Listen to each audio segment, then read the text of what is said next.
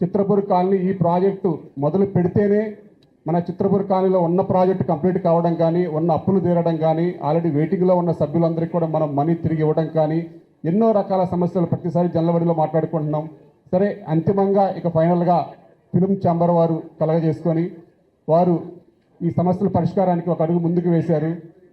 ఆ తర్వాత ఎవరైతే ఈ తెలుగు ఫిలిం ఛాంబర్ ఆఫ్ కామర్స్కి అధ్యక్షులుగా ఉన్నారో శ్రీ భరతభూషణ్ గారు, అసలు మీ సమస్య ఏమిటి, ఈ సమస్య ఎలా పరిష్కారం చేసుకోవాలనుకుంటున్నారు, మీరు అసలు చిత్రపూర్ అంటే వారికి తెలియదు కాబట్టి మమ్మల్ని పిలిచి గొడవలు ఏంటి, ఇదేంటి అసలు ఈ పొలిటికల్గా కూడా ఎక్కడైనా సరే బాగా బ్యాడ్గా ఉంది అని మమ్మల్ని అందరినీ కూడా పిలిచి స్వయంగా అన్ని వివరాలు కూడా వారు మమ్మల్ని అడగడం జరిగింది. వారి దగ్గరికి ప్రసన్న కుమార్ గారు, దామోదర్ గారు, కళ్యాణ్ గారు అందరూ కూడా మీరు వెళ్ళి మొత్తం కూడా ఓపెన్గా మాట్లాడండి అని చెప్పిన తర్వాత వారి దగ్గరికి వెళ్ళి మొత్తం అన్ని విషయాలు కూడా మాట్లాడటం జరిగింది.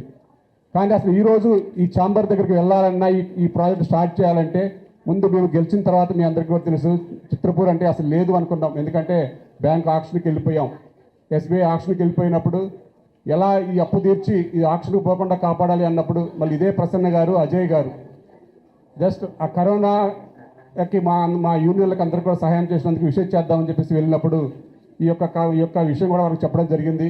వారు వెంటనే మీరు బ్యాంకులు ట్రై చేయండి లేకపోతే నేను ఇస్తానని చెప్పేసి లాస్ట్ ఒక 3 డేస్లో ఆక్షన్కి వెళ్ళిద్ది అన్నాక డైరెక్ట్గా బ్యాంకుకి కొట్టిన తర్వాతే నాకు ఫోన్ చేసి చెప్పారు, మీ అప్పు తీర్చాను, మీరు వెళ్ళి చూసుకోండి అని.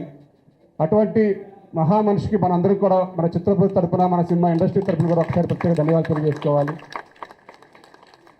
ఎందుకంటే ఇక ఆ తర్వాత ఇక అంచెలంచెలుగా ప్రయత్నాలు చేస్తూ ఉన్నాం. గవర్నమెంట్లు మారాయి, పర్మిషన్ల కోసం ట్రై చేసాము. ఇంక తర్వాత ఛాంబర్ వాళ్ళు కలగజేసుకున్న తర్వాతే, ఛాంబర్ అధ్యక్షులు కలగజేసుకున్న తర్వాత పర్మిషన్ వచ్చిందని చెప్పడానికి మేము గర్వంగా ఉన్నాం. ఎందుకంటే సొసైటీ ఈరోజు ₹1 అప్పు కాదు, ₹2 అప్పు కాదండి, 166 కోట్ల రూపాయల అప్పుల్లో ఉంది. మీరు అనుకుంటారు ఇక్కడ, ఎందుకంటే ఎవరికి తెలీదు.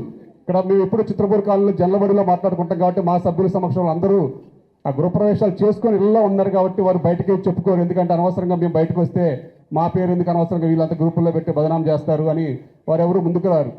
కానీ కొత్త ప్రాజెక్ట్ ఉంటేనే ప్రాజెక్ట్ కంప్లీట్ అవుతుందని మాకు మాత్రమే తెలుసు. కానీ ఇండస్ట్రీలో అందరికీ మేము స్వయంగా వెళ్ళి మేము చెప్పలేము మా ప్రాబ్లం ఇది అని. కానీ అంతిమంగా ఇక్కడ చూస్తే నేను ప్రెసిడెంట్ అయింది గత 4.5 సంవత్సరాలు మా కమిటీ. కానీ ఏ రోజు కూడా ₹1 మనీ లేదు అక్కడ. అయినా సరే ఎప్పటికప్పుడు కళ్యాణ్ గారికి వివరించాం. వారు కూడా మొత్తం స్వయంగా డాక్యుమెంట్స్ అన్నీ కూడా చూసిన తర్వాతే వారు పూర్తిగా ఈ చిత్రపూర్ కంప్లీట్ కాకపోతే చిత్రపూర్లో నివాసం ఉండే వాళ్ళు అందరూ ఇబ్బంది పడతారు అని వారు కూడా గ్రహించిన తర్వాతే టోటల్గా ప్రాజెక్టు ముందుకెళ్తూ ఉంది.